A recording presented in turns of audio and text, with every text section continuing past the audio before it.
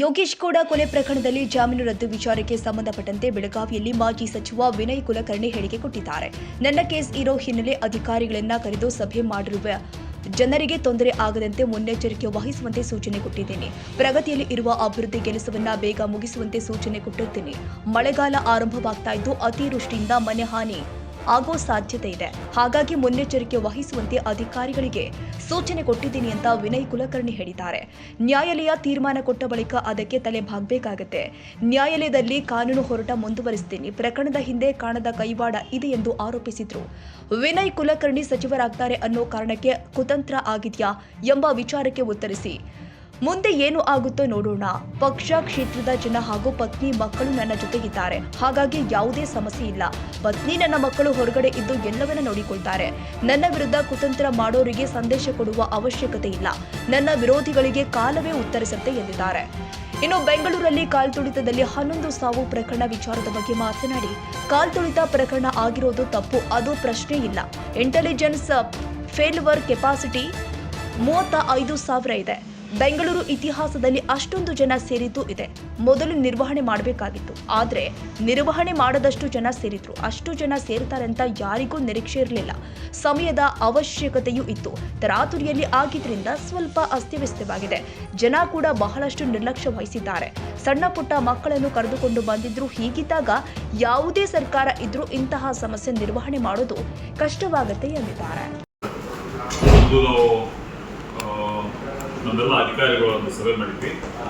ಯಾಕಂದ್ರೆ ನನ್ನ ಕೇಸಿನ ಹಿನ್ನೆಲೆಯಲ್ಲಿ ಅದಕ್ಕಾಗಿ ಇವತ್ತು ಎಲ್ಲ ಅಧಿಕಾರಿಗಳು ಕರೆದು ಒಂದು ಮೀಟಿಂಗ್ ಮಾಡಿ, ಈಗ ಜನರಿಗೆ ಎಲ್ಲೂ ತೊಂದರೆ ಆಗೋದು, ಎಲ್ಲ ಜನರಿಗೆ ಕೂಡ ಯಾವುದೋ ಕೆಲಸಗಳಾಗಲಿ ಸಾಧ್ಯ ಜನರಿಗೆ ಎಲ್ಲೂ ತೊಂದರೆ ಆಗದಂಗೆ ಎಲ್ಲರೂ ಕೆಲಸ ಮಾಡಿಕೊಂಡು ಅಂತ. ಜೊತೆಗೆ ಯಾಕಂದ್ರೆ ಹಲವಾರು ಅಭಿವೃದ್ಧಿ ಕೆಲಸಗಳು ಇವತ್ತು ಪ್ರಾರಂಭ ಆದವು. ಹಾಗಾಗಿ ಅಭಿವೃದ್ಧಿ ಕೆಲಸಗಳ ತ್ವರಿತಗತಿಯಲ್ಲಿ ಮುಗಿಸೋಕೆ ಕೂಡ ನಾನು ಇನ್ಸ್ಟ್ರಕ್ಷನ್ ಕೊಟ್ಟಿದ್ದೇನೆ. ಯಾಕಂದ್ರೆ ಈಗಾಗಲೇ ಮಳೆ ಪ್ರಾರಂಭ ಆಗಿದ್ದರಿಂದ ಹಲವಾರು ಕಡೆ ಅತಿವೃಷ್ಟಿ ಆಗುವಂಥದ್ದಾಗಲಿ, ಮನೆ ಹಾನಿ ಆಗುವಂಥದ್ದಾಗಲಿ ಸಹಜವಾಗಿ ಭಾಳ ಕೆಟ್ಟಿರುವಂಥ ಟೈಮಲ್ಲಿ. ಯಾಕಂದ್ರೆ ಫ್ಲಡ್ಡಿಂಗ್ ಕೂಡ ಆಗುವಂಥದ್ದು, ಇವನ್ನೆಲ್ಲನೂ ಪ್ರಿಕಾಷನ್ ತಗೊಳ್ಳುವಂಥ ವ್ಯವಸ್ಥೆ ಅವ್ರಿಗೆ ಇನ್ಸ್ಟ್ರಕ್ಷನ್ ಕೊಟ್ಟಿದ್ದೀನಿ. ಯಾಕಂದ್ರೆ ಜೊತೆಗೆ ಶಾಲೆ ಮಕ್ಕಳಿಗೆ ಕೂಡ ಹಲವಾರು ಶಾಲೆಗಳು ಸೋರುವಂಥ ಇದ್ದು, ಅದರಲ್ಲಿ ನಮ್ಮಲ್ಲಿ 140 ಶಾಲೆಗಳು ಸೋರ್ತಿದ್ದು.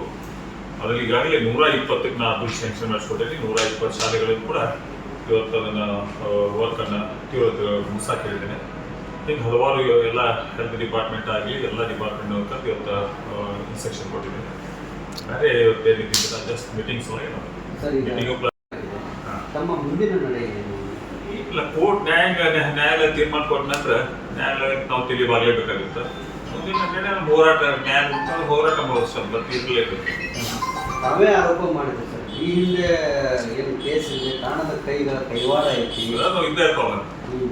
ಯಾರಪ್ಪ ನಮ್ಮ ಸ್ವಲ್ಪ ಪವರ್ಫುಲ್ ಇದ್ದಂಥವ್ರಿಗೆ ನಮ್ಮ ಹಗುರುವ ಬಟ್ ಎದುರಿಸೋದು ಏನು ಮಾಡೋಕ್ಕಾಗಲ್ಲ. ಜೀವನದಲ್ಲಿ ಬಂದಿದ್ದೆ ಎದುರಿಸೋದು. ವಿನಯ್ ಕುಲಕರ್ಣಿ ಅವರಿಗೆ ಈ ಬಾರಿ ವಿಸ್ತರಣೆ ಸಂದರ್ಭದಲ್ಲಿ, ಸಚಿವ ಸಂಪುಟದ ಸಂದರ್ಭದಲ್ಲಿ ವಿಸ್ತರಣೆ ಸಂದರ್ಭದಲ್ಲಿ ತಮಗೆ ಸಚಿವ ಸ್ಥಾನ ಸಿಗುತ್ತೆ ಅನ್ನೋ ಭರವಸೆ ಕೂಡ ಇತ್ತು. ಆ ನಿಟ್ಟಿನಲ್ಲಿ ಆ ಹಿನ್ನೆಲೆಯಲ್ಲಿ ಈ ಕೇಸು ನೋಡೋಣ ಏನಾಗುತ್ತೆ ನೋಡೋಣ. ಯಾಕಂದ್ರೆ ಏನೈತಿ, ನಮ್ಮ ಪಕ್ಷ ಕೂಡ ನನ್ನ ಜೊತೆ ಐತೆ. ಇವಾಗ ನಮ್ಮ ಕ್ಷೇತ್ರದ ಜನ ನನ್ನ ಜೊತೆ ಇದ್ದಾರೆ. ಇವತ್ತು ಯಾವುದೂ ಸಮಸ್ಯೆ ಇಲ್ಲ. ಯಾಕಂದ್ರೆ ಸಹಜವಾಗಿ ನನ್ನ ಹೆಂಡತಿ ನನ್ನ ಮಕ್ಕಳು ಹೊರಗಡೆ ಇರ್ತಾರೆ. ಅವ್ರೆಲ್ಲ ಕ್ಷೇತ್ರ ಕೂಡ ಮೇಂಟೈನ್ ಮಾಡ್ಕೊತಾರೆ. ಜೊತೆಗೆ ನನ್ನ ಕಾನೂನು ಏನೈತಿ ಅವರೆಲ್ಲ ಕೋರ್ಟ್ ಏನು ಮಾಡ್ತಾರೆ ಅಂತ ನಾವು ಈ ಸಮಯ ನೋಡ್ಕೊಂಡು ಏನಾದ್ರು ಟಾರ್ಗೆಟ್ ಮಾಡಿ ನೀವು ವಿಚಾರ ಮಾಡೋಕೆ ಅದ್ರ ಬಗ್ಗೆ ನೀವು ವಿಚಾರ ಮಾಡೋದು. ವಿನಯ್ ಕುಲಕರ್ಣಿ ಅವ್ರಿಗೆ ಏನು ನಿರಂತರವಾಗಿ ಕುತಂತ್ರ ಮಾಡ್ತಿದ್ದಲ್ಲ, ಅವ್ರಿಗೆ ಏನು ಸಂದೇಶ ಕೊಡ್ತೇವೆ ಸರ್? ತಾವೇನು ಸಂದೇಶ ಕೊಡುವಂಥ ವ್ಯವಸ್ಥೆ ಇಲ್ಲ. ಕಾಲೇ ಉತ್ತರ ಕೊಡ್ತೇವೆ. ನಾವೇನು ಕೊಡ್ತೀವಿ? ಕೋರ್ಟ್ ಸೂಚನೆ ಕೊಡಿ ಸರ್, ನಾವು ಸಣ್ಣ ಆಗ್ಬೇಕಂತ. ನಾವು ಯಾವಾಗ ಫ್ರೈಡೇ ಕೋರ್ಟಿಗೆ ಎಲ್ಲಿ ಸರ್? ಇನ್ನೊಂದು ಮಹದಾಯಿ ವಿಚಾರದಲ್ಲಿ